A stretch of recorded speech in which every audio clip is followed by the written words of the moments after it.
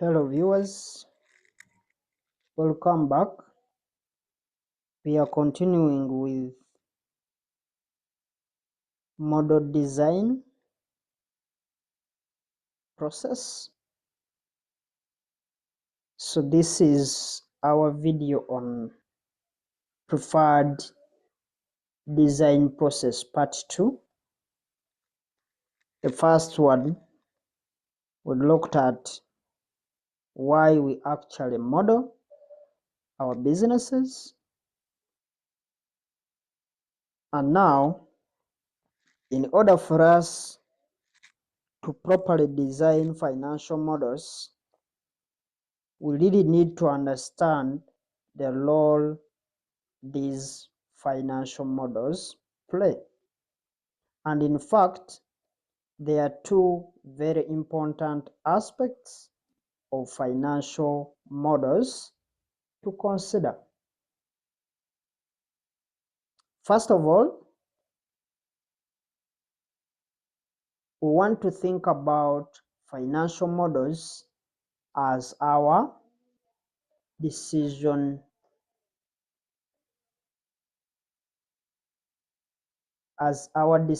making tools. Financial models can be incredibly complex, and the financial models are a very important tool to help us with the decision making process. So the financial models are important tools to assist us with decision making process. Now, we wouldn't blindly do what a financial model is telling us to do. In other words, we shouldn't just base on our financial models to actually do exactly what those financial models are actually saying. But financial models are really at the center of the decision-making process for businesses and corporations, because they give us the information that we need to actually facilitate the decision-making process. Now, the second important aspect for financial models is the ability to communicate. We need to think about all the stakeholders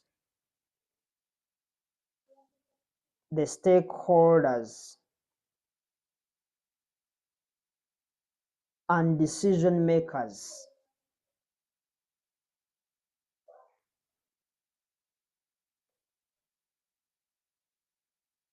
We need to think about these two people. The stakeholders. Stakeholders are those kind of people that have interest in the business or in the affairs of the business. So,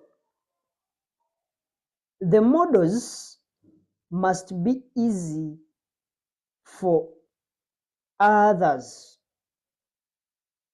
to understand. In other words, these stakeholders, they should actually find these financial models easy to them to use for their purposes or for their interests. Now,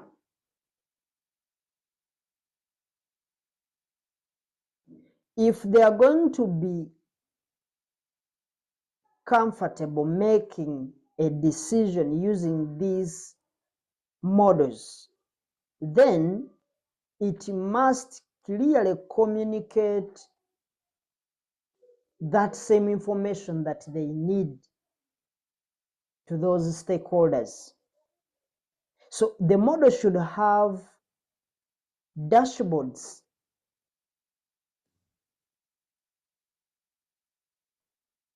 The model should actually have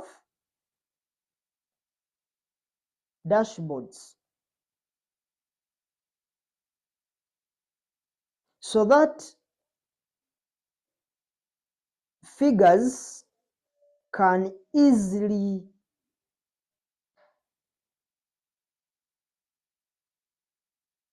and clearly communicated to every stakeholder or every decision maker. So understanding the importance of decision making and communication as a person building the model helps you to design financial models in the right way.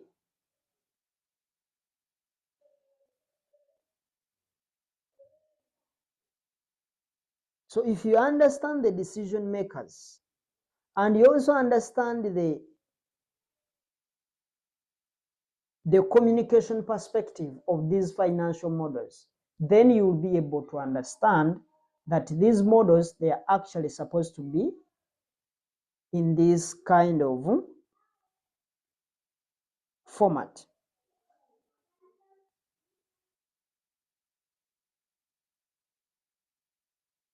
So in the end, we are going to try to make an informed decision about the valuation of the company with our DCF model. Now, we need to find ways how we are going to design our financial models so that they can be able to address all issues to the different stakeholders. And that brings us to the preferred model design. Now, since we are trying to make sure that an informed decision about the company, in other words, about the valuation of the company,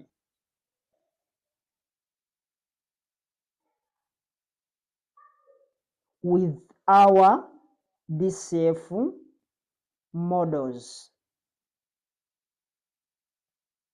So instead of us starting with the inputs here, what we shall do, we shall not start from this point. Meaning, we are going to make sure that we start with the output. This is where we are going to start from. And the reason is very simple.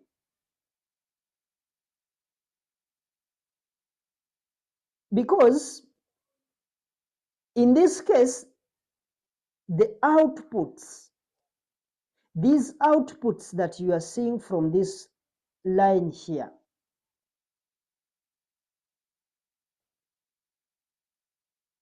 these outputs that we are looking for,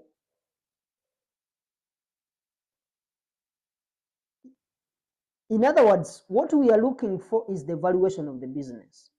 And the only way we are going to get the valuation of the business is actually looking at the outputs that we have in the model. So instead of us starting with the inputs, we start with what the decision makers want. They want the input, the real value of the business. So what we do, we are going to start with the outputs, because it is these outputs that we are looking for.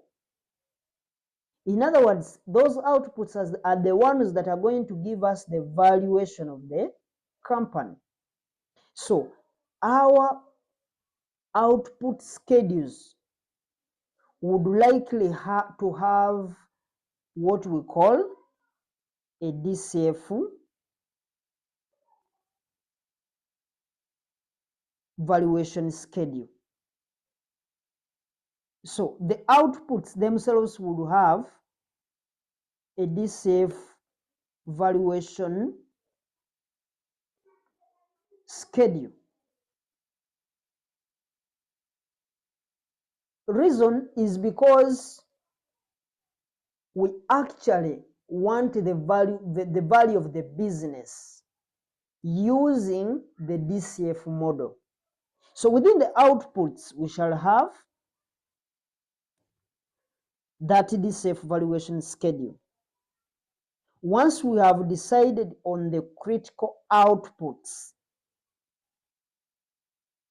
meaning the critical output in this perspective is the DCF valuation schedule from this point. So we start with the outputs because those are the things that the decision makers want to see. From the communication perspective, the decision makers want the value of the business. So since they are looking at the value of the business, what we are going to have in the output dashboard, that dashboard will have the DCF valuation schedule, because it is within the DCF valuation schedule that we are getting the value of the company. I hope you can be able to get my aspect. So once we have decided on the critical output being the DCF valuation schedule, we know that we are going to need what we call the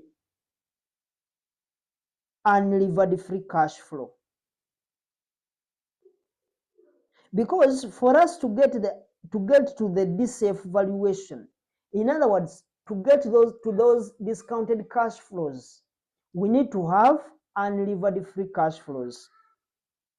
So we need this. We shall be moving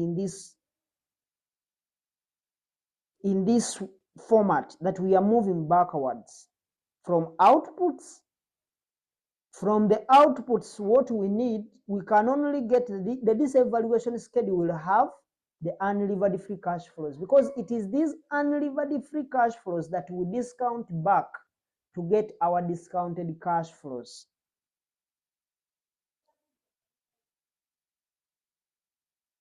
So what now we are doing, we are starting to solve backwards.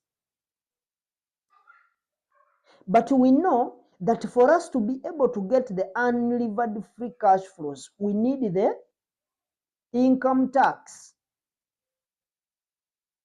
We need to have income tax calculations, because these income tax figures, they feed into our unlevered free cash flows.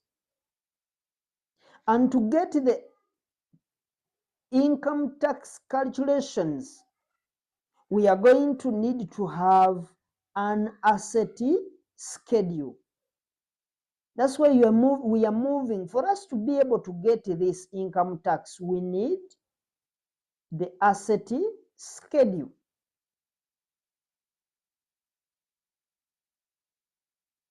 Because it is that asset schedule that is going to show the company's tax base in order to complete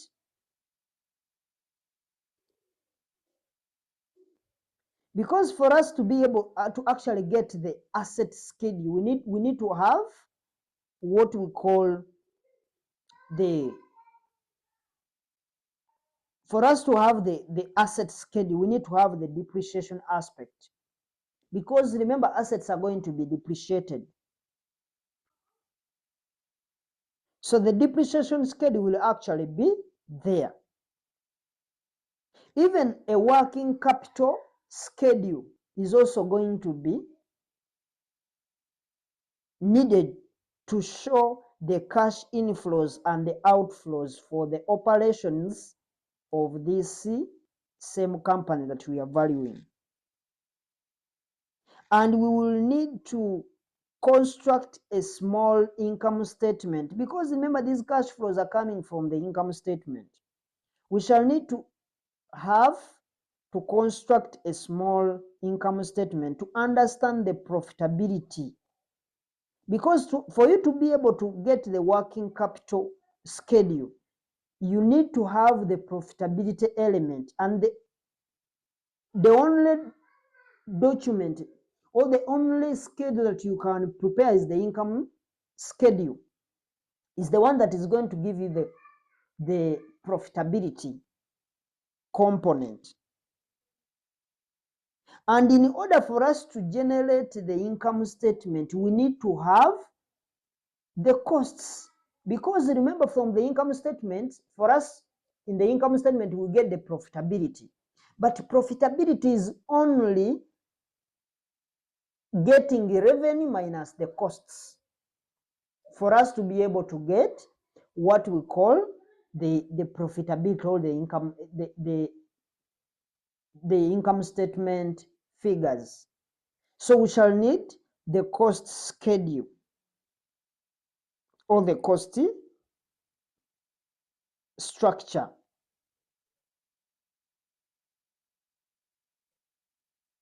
And at the same time, for the same income statement, we shall need both the costs and the revenue. So because it is the revenue minus the cost that will give us either a profit or a loss.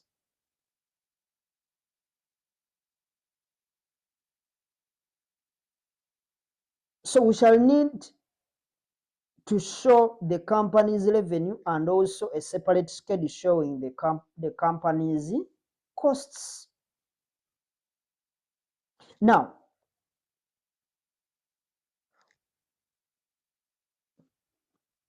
we have now tried to solve backwards. So you will see that we are solving backwards, so that we are moving from the outputs to the inputs, but we are not moving from the inputs to the outputs. No, the reason as why we are moving from the outputs to the inputs is because of the communication aspect. We need to look at what the stakeholders want, and what the stakeholders are interested in is the value of the business. So the value of the business is only gotten from the output point of view. So when we move from the revenue, we shall also need the working capital, so the weighted average cost of capital. So this average weighted cost of capital will be used to discount the cash flows. So we shall use both the weighted average cost of capital and the model drivers, because it is these drivers that are going to give us the forecasts of the different cash flows that we use in our financial model. So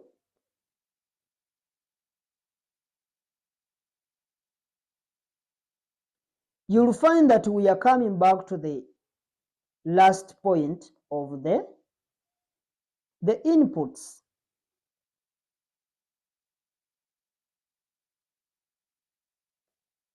This point for the inputs. Now for these inputs, these are the items that we actually put in, so that we can have something as an output.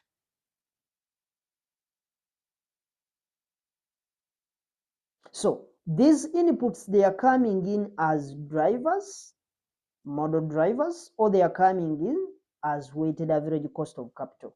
Those are inputs, because the weighted average cost of capital, the companies can set its own weighted average cost of capital, and we have it in place. So we can use those as inputs. So the model inputs, like the weighted average cost of capital which we need to discount the cash flows, as well as the model drivers that are the most important inputs, because they are the ones that are going to give us the forecasts that we need. And at that point, we are just left with this remaining item here, the inputs to complete the process. Because these are not going to be the only inputs that you need. You will need other inputs that we may not talk about here. There are other costs that we may find.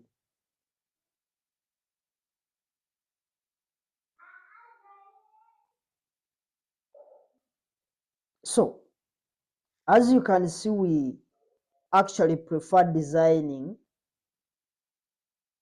our model in an opposite order. We don't want to move. We just want to have our model built in an opposite order, whereby we are moving from the outputs to the inputs. And the reason we are doing it is because of the communication aspect to the different stakeholders. Because these stakeholders, they don't actually want to know what you go through to have the financial models built. For them, what they are only interested in the knowing the value of the business. They don't want to actually look at what computations you did to actually come up to that point. So it will be upon them to ask that, maybe let me have a look at the income statement to see how you actually projected some of these cash flows that you used. So essentially, we start with the outputs. So as I said, we start with the outputs and we design backwards.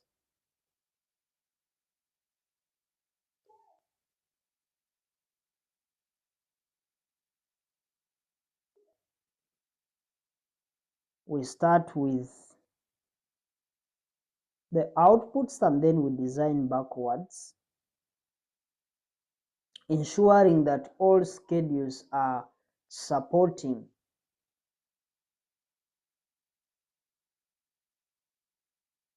these outputs that we've put in place are available.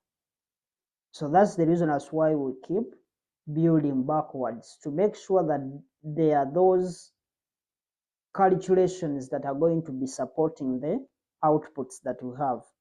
So by starting with the outputs